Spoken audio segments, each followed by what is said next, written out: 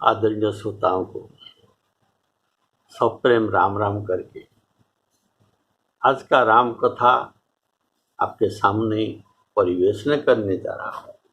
बोलिए सियावर रामचंद्र की जय।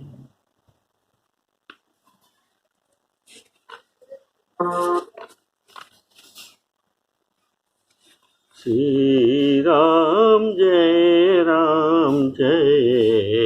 जय राम। सागर प्रभु को श्री रामचंद्र जी को कहता है, हे प्रभु,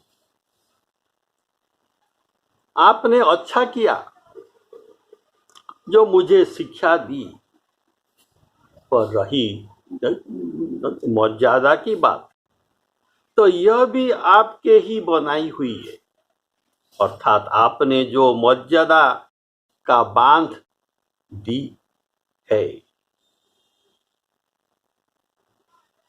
इनको जो बनी रखिए, किसी को उतरने को न दो। यह तो मैं कर रहा हूं। तो आपकी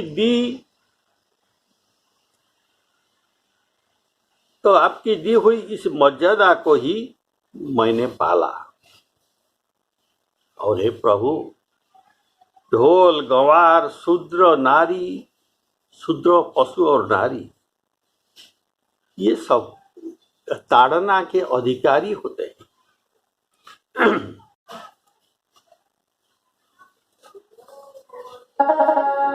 प्रभु भल की न मोही सिख दीनी, प्रभु भल की न मोही सिख दीनी, मर्यादा पुनि तुम्हारे कीनी, ढोल गंवार शूद्र पशु नारी, सकल ताड़ना के अधिकारी।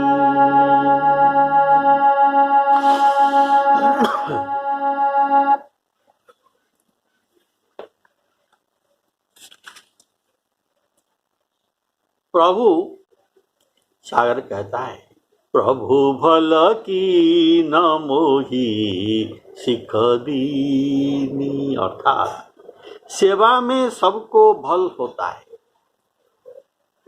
सेवा में सबका भलाई होता है। सो मुझसे कुछ सेवा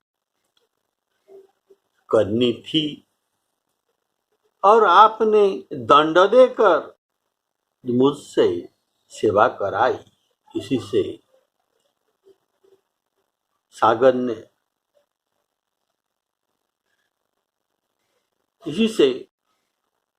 इसके पर सागर ने प्रभु को दंड दिया, न कहकर कहा कि आपने मुझे शिक्षा दी।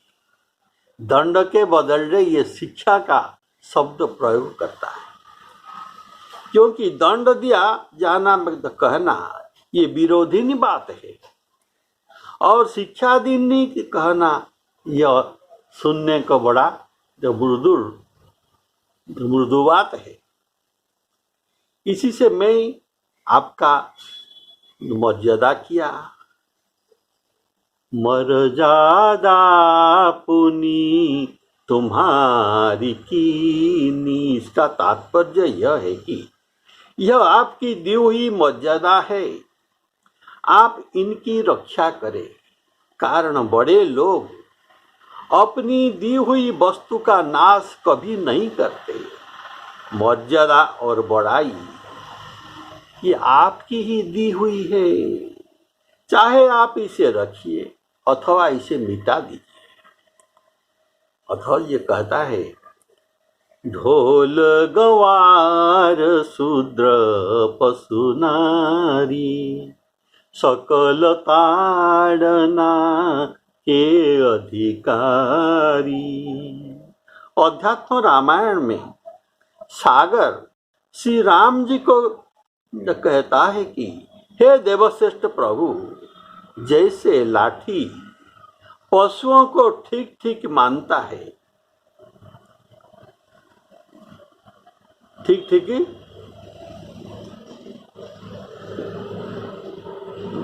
मान ले जाती है, वैसे ही मुझ जैसे मूर्ख लोगों को दंड ही सतमार्ग पर लाने वाला होता है।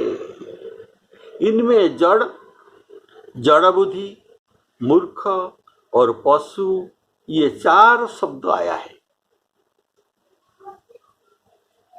तो जड़ बुद्धि ही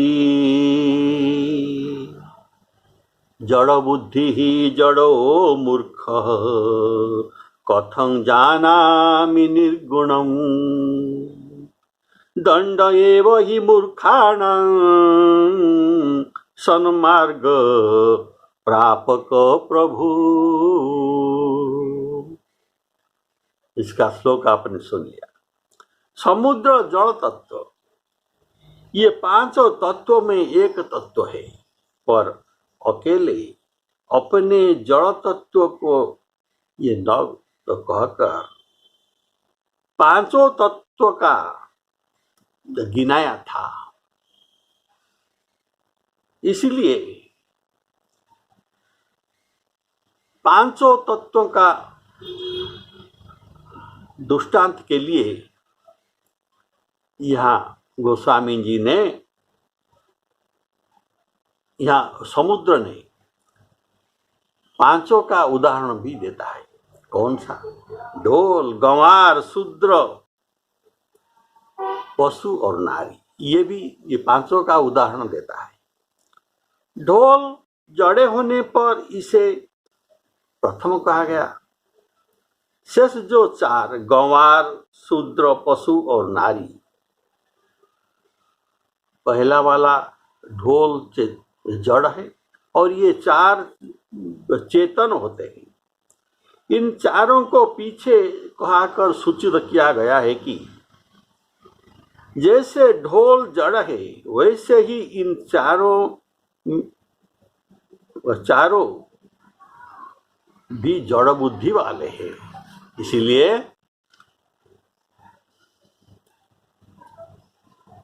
इनको एक ही साथ कहा गया है।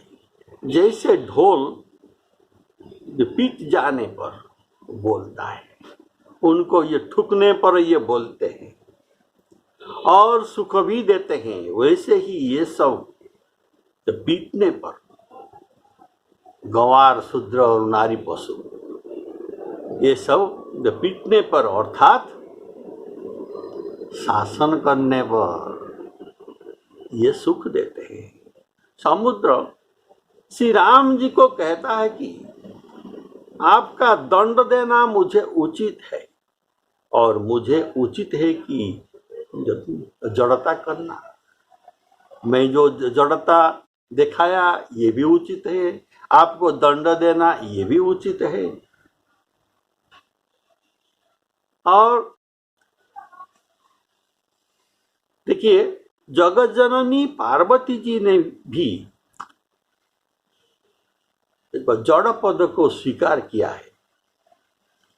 पार्वती जी कहते हैं, यद्यपि सहज जड़ नारी अयानी।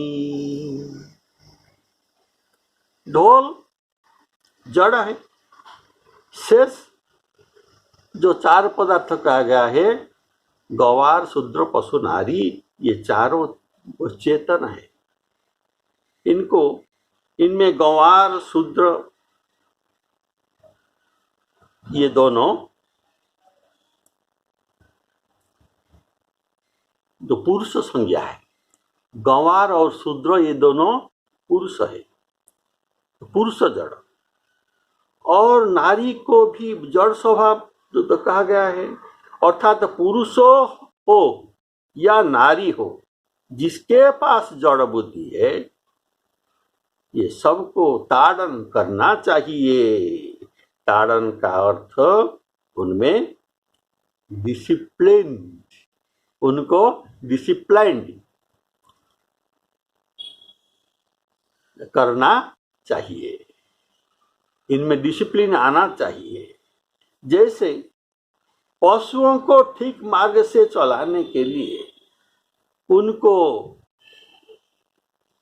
चराने वाला लाठी से काम लेता है, यदि आवश्यकता पड़े तो उसे मारा जाए लाठी से।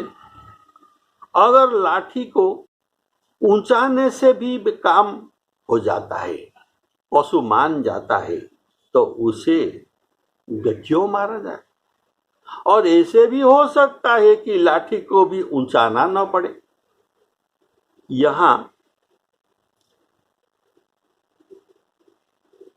पुरुष हो या स्त्री हो, किसी के साथ पक्षपात नहीं किया गया है। जड़ बुद्धि वाले सभी, पुरुष हो या स्त्री हो, सभी ताड़ना के अधिकारी बताए गए हैं। इसमें तात्पर्य यह है कि आवश्यकता पड़ने पर ताड़ना करना अनुचित बात नहीं। जो लोग अच्छे हो और वे भी ताड़ना के अधिकारी समझना ये ठीक नहीं है। कारण गंवार और शूद्र में भी बड़े बड़े साधु महात्मा और सज्जन लोग भी होते हैं। पशुओं में भी कपिला जैसे सुशीला गाय भी हो सकते हैं, और स्त्रियों में असंख्य पूज्य देवियां भी हो सकती है, जो सब ताड़ने का अधिकारी नहीं हो सकते। जिनका आचरण ऐसा है कि जो बिना ताड़ना के सुधर न सके, वे ही ताड़ना के अधिकारी है, सभी ताड़ना के अधिकारी नहीं है। समुद्र के ऊपर क्रोध करके भगवान धनुष बाण संधान अवश्य किया था, पर उसे सुधारने के लिए ही, भय मात्र दिखाने के लिए किया था। यही प्रभु के ताड़ना था, यही प्रभु के ताड़ना था। इसी से वह तो सुधर गया, भय दिखाने से समुद्र को सुधर गया। तो प्रभु और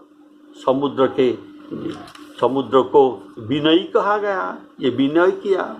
और प्रभु ने सुग्रीव को भी सुधारने के लिए, लक्ष्मण जी के द्वारा भय प्रदर्शन कराने के लिए उन्होंने कहा था। क्यों?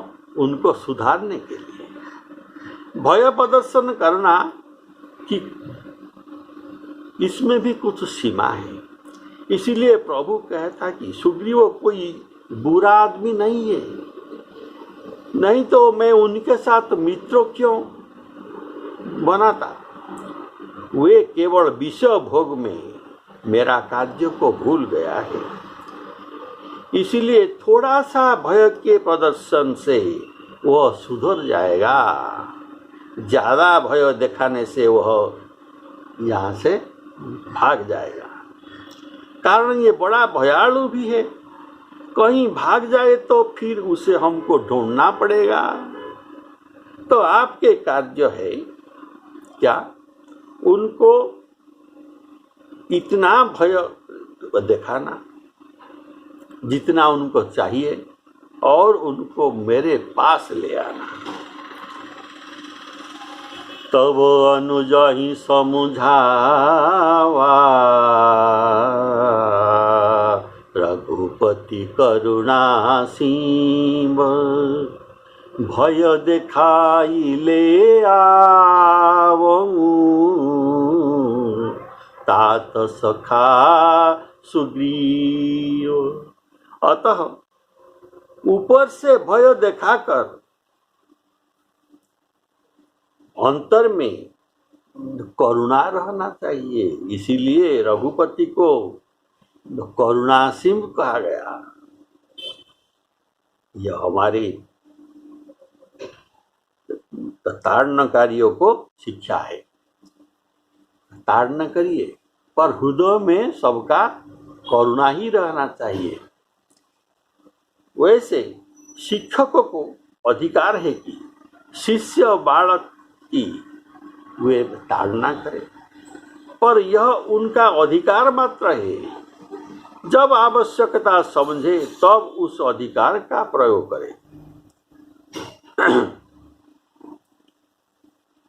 बहुत संभव है कि उस अधिकार के प्रयोग का उसे जीवन भर में अवसर ही न मिले। अधिकार और कर्तव्य दोनों अलग अलग बात है। इसी से कर्तव्य पालन करना अनिवार्य है। परंतु जिस काम का हमको अधिकार है उसे हम आवश्यकता पड़ने पर भी करते हैं, और ये है ताड़न।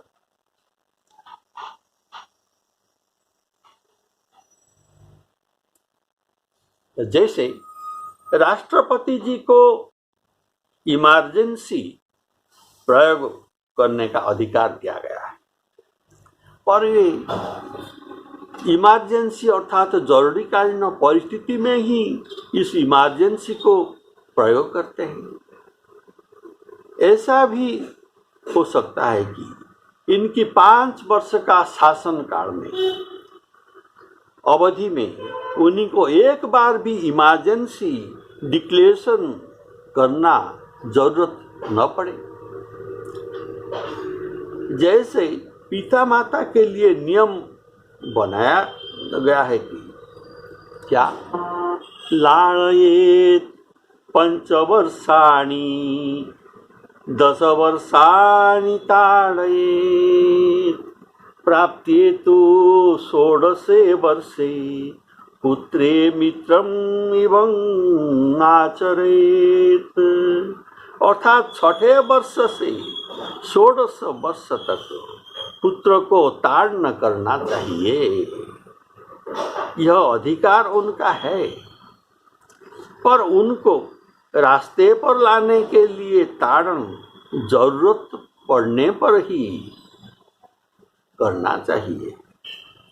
पर ताड़न करते समय पिता माता के हृदय में बालक के प्रति अवश्य करुणा भाव भी रहना चाहिए। अतः ताड़न करते समय हृदय में करुणा भाव न छोड़ना चाहिए। बोलिए सियावर रामचंद्र की जय। देखिए, मानस रामायण में कुछ लोगों ने अपना पंडिताई को प्रदर्शन करने के लिए कुछ दोहे में गोस्वामी जी पर आक्षेप करते हैं कि इन दोहे में गोसाई जी रामायण काव्य में जो पात्र जैसे हैं, जैसे होते हैं, उनके मुंह से वैसा ही उक्ति ये कहते हैं। पर ये उनकी भक्ति, ये उनकी उक्ति नहीं है, ये गोस्वामी जी की उक्ति नहीं है। वे वहां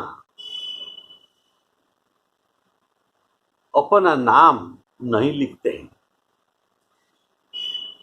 देखिए, कबने अवसर का भयऊ गएऊ नारी विश्वास, जोग सिद्धि फल समय जिमी जति ही अविद्यानाश, जति ही अविद्यानाश।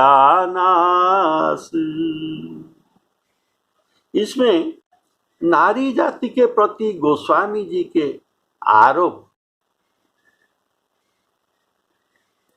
किया गया है, क्योंकि इसमें नारी जाति के प्रति गोस्वामी जी के आक्षेप ये नहीं है, लेकिन लोग आक्षेप कहते हैं, नारी जाति को आक्षेप करते हैं, लेकिन ये गोस्वामी जी का आक्षेप नहीं है, क्योंकि महाराज दशरथ की यह उक्ति है कि और उस समय और उस समय का परिस्थिति के अनुसार ये कहते हैं। जब कैकेयी जी ने कहा था, क्या कहा था, सुनहु प्राण प्रिय भावत जी का, देहु एक वर भरत ही टीका, मांगऊ दूसर बर कर जोरी, पुरबहुनाथ मनोरथ मोरी, तापस बेश विशेष उदासी, 14 बरिस राम बनवासी।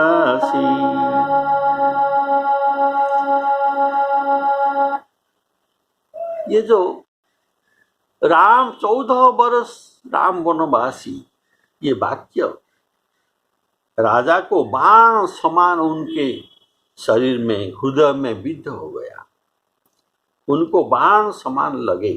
इसीलिए राजा दशरथ जी कहते हैं कि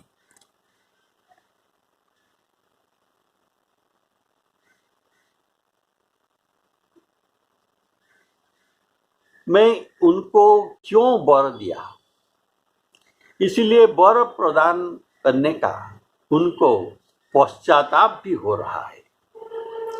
कवि ने अवसर का, कब ने अवसर का भयऊ, गएऊ नारी विश्वास। इसलिए दशरथ ये बात कहते हैं कि मैं कैकेयी को विश्वास करके फंस गया। इसमें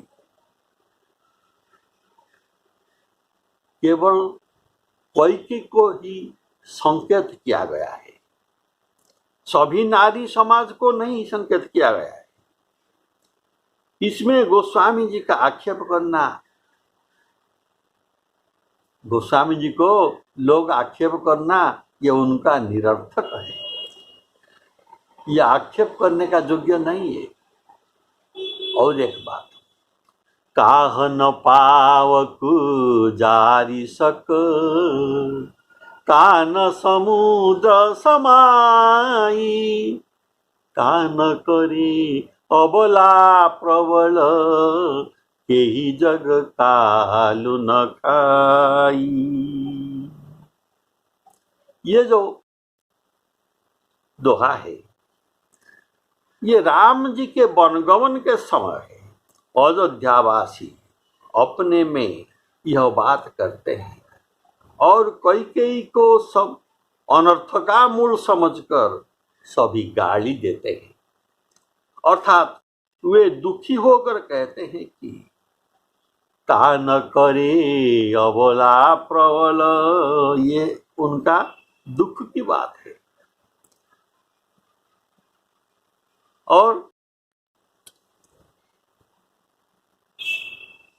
अर्थात स्त्रियां क्या नहीं कर सकते, अर्थात वह सब कुछ कर सकते हैं। तो गोस्वामी जी का इसमें दोष क्या है? दोष कुछ नहीं। और इस प्रकार और एक बात है, विधि न सके सही मोरो दुलारा, विधि हुन नारी हृदय गति जानी, सकल कपट अघ अवगुण खानी। विधिहुन नारी हृदय गति जाने, सकल कपट अघ अवगुण खानी। यह वाक्य भरत जी का है। पर जब नौनिहाल से भरत जी लौटते हैं तब देखते हैं राम लक्ष्मण सीता को वनवास हो गया है और इसमें माता कैकेयी की संपूर्ण हाथ है।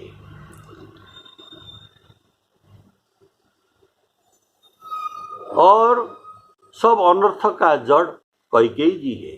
तब ये माता को फटकारते हुए सारी जगत, सारी समाज को भी फटकारा डालते हैं, क्योंकि क्रोध में ऐसा होता ही है। केवल माता को नहीं, सारी नारी समाज को भी फटकारते हैं, कारण क्रोध में ऐसा ही होता है। अगर आजकल भी किसी से लड़ाई होती हो तो एक के अपराध पर उनके खानदान को भी लोग अपराधी कहते हैं और जाति भर को भी गालियां सुनाती है। कोई झगड़ा करते हुए कहा कि तुम मारवाड़ी हो ना, किसी से ऐसा कहती हो। तो इसलिए इनको तो इनके बारे में तो कहा गया है, इनको गालियां दिया गया और मारवाड़ी जाति को भी गालियां दिया गया। इसी तरह भरत जी ने तो माता ऊपर गुस्से होने पर सारी स्त्रियों को गाली देते हैं कि सकल कपट खल अवगुण खानी। तो गोस्वामी जी के ऐसे स्वाभाविक वर्णन पर उनकी प्रशंसा करना चाहिए। नारी स्वभाव को ये कितना निकट में देखा है और इनका वर्णन करते हैं, इनको आक्षेप न करना चाहिए। वैसे ही यहाँ ढोल गवार शूद्र पशु नारी सकल ताड़ना के अधिकारी। यह उक्ति समुद्र की है, यह राम जी का उक्ति नहीं है कि गोस्वामी जी यह बात नहीं कहे हैं। यदि तुलसीदास जी स्त्रियों के निंदक होते तो वे कौशल्या, सुमित्रा, अनुसया, तारा, मंदोदरी आदि से अच्छी अच्छी उपदेशमय बात नहीं कहलाती। देखिए, श्री राम जी ने बाली को कहते हैं तुम क्यों अपना नारी का शिक्षा न माना। मूढ़ तो ही अति सय अभिमाना नारी सिखावन करसी न कान। और मंदोदरी कैसे रावण को नीति शिक्षा देते हैं। ये कहते हैं जिनके दूत इतना काम कर सकता है तो ये इनका स्वामी क्या नहीं कर सकते।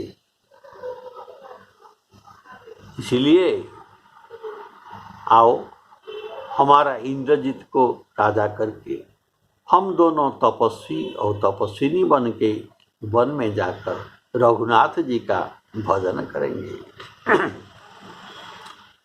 पिय तुम ताही जीतव संग्राम जासु दूत केर यह कामा। और कहता है मंदोदरी, सुत कहूँ राजू समर्पिवन, जाई भजिय रघुनाथ। तो ऐसा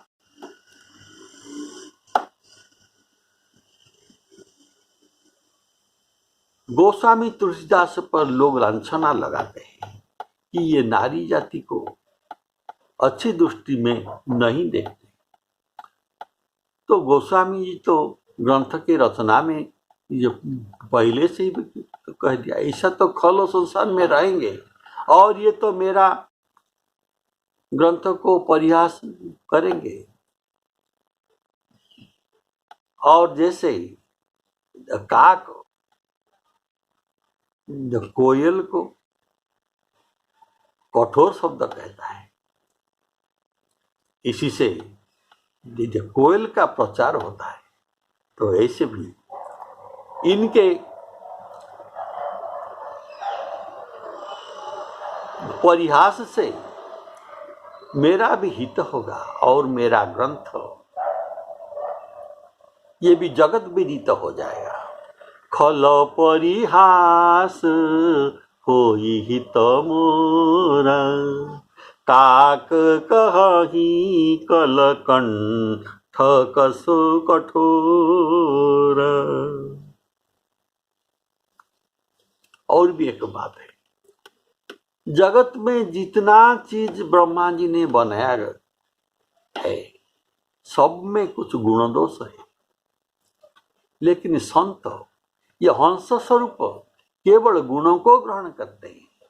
और जैसे संत क्षीर और नीर मिश्रित को केवल क्षीर को ग्रहण करता है और दूध को ग्रहण करता है और नीर जो अवगुण है उनको छोड़ देता है, ऐसे संतों का भी स्वभाव होना चाहिए कि जगत में गुण और अवगुण मिश्रित से केवल गुणों को ग्रहण करके अवगुणों को छोड़ देना चाहिए।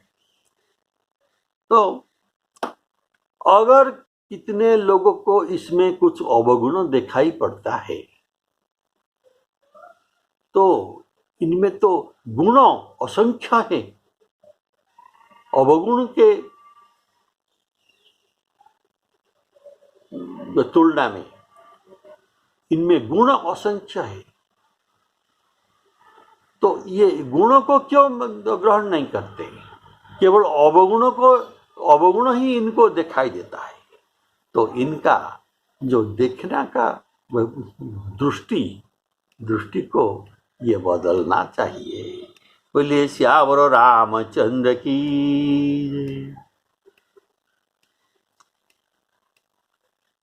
श्री सीतारामार्पणमस्तु। श्यावर रामचंद्र की जय।